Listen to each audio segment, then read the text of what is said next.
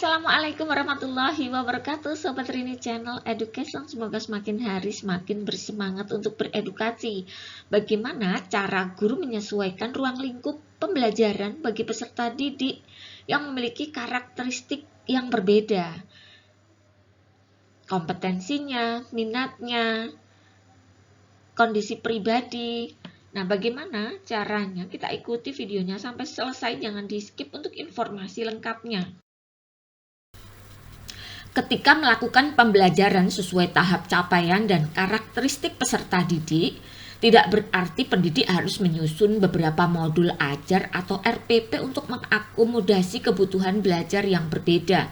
Pendidik cukup menyusun satu modul ajar atau RPP dengan kegiatan pembelajaran yang dilengkapi petunjuk penyesuaian terhadap tahap capaian dan karakteristik peserta didik. Sebagaimana yang kita sudah ketahui, pembelajaran paradigma baru berpusat pada peserta didik. Karena itu, pembelajaran ini harus disesuaikan dengan tahapan capaian dan karakter peserta didik.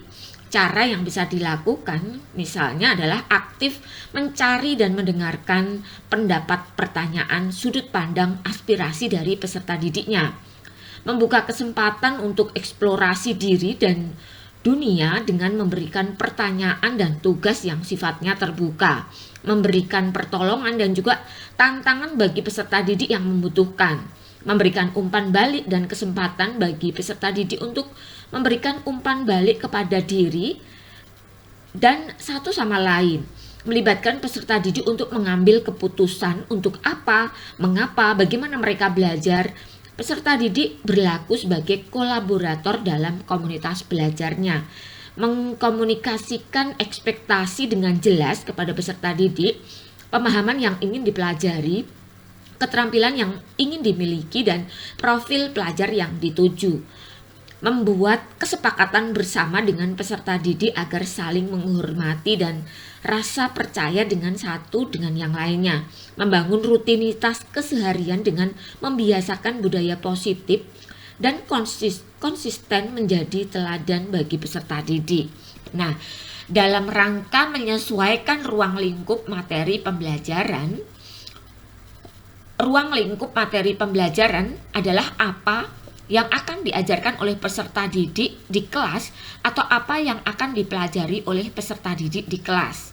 Nah, tujuan dari penyesuaian ruang lingkup materi pembelajaran adalah untuk memfasilitasi pembelajaran bagi peserta didik yang memiliki kesiapan, minat, dan tingkat penguasaan kompetensi yang tentunya berbeda-beda.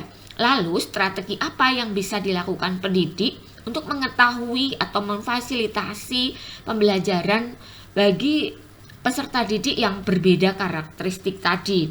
Strategi yang pertama adalah pendidik bisa mengidentifikasi kesiapan belajar, minat, dan tingkat penguasaan kompetensi peserta didik dengan melakukan asesmen diagnostik. Untuk mengetahui ini ya, jadi ini bisa kita lakukan di awal ya. Kemudian menyesuaikan lingkup materi yang akan dipelajari oleh peserta didik berdasarkan kesiapan, minat, dan tingkat penguasaan kompetensi peserta didik. Kemudian merancang strategi bagaimana lingkup materi dipelajari. Jadi hal yang pertama, kita memang harus memetakan kelompok-kelompok atau karakteristik yang ada di kelas dengan asesmen diagnostik. Kemudian setelah pemetaan ini kita dapatkan, maka kita menyesuaikan dan juga merancang strategi. Nah, contohnya seperti ini ya. Ini misalnya untuk peserta didik yang belum menguasai kompetensi, prasyarat, atau belum siap untuk belajar di suatu lingkup materi, maka diberikan kesempatan untuk mempelajari kompetensi pada tingkat yang lebih rendah atau dengan cakupan lingkup materi yang lebih sederhana.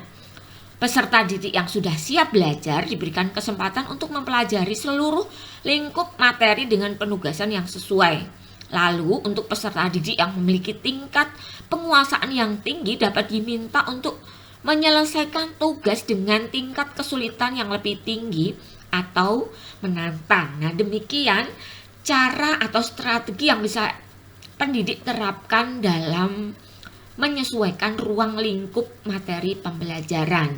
Semoga informasi ini membantu Bapak dan Ibu.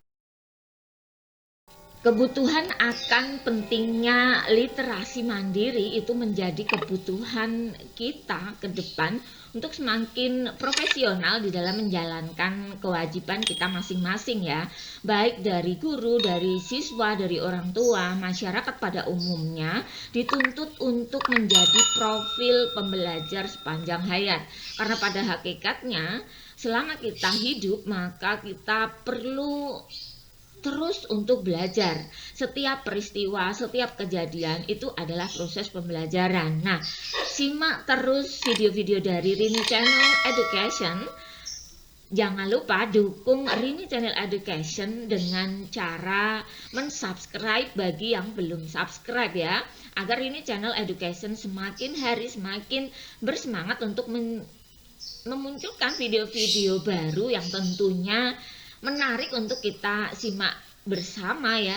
Juga nilai edukasinya semakin kita rasakan ya. Semangat berbagi, semangat belajar, semangat berbagi. Demikian ya, terima kasih untuk selalu setia menonton Rini Channel Education ya. Assalamualaikum warahmatullahi wabarakatuh.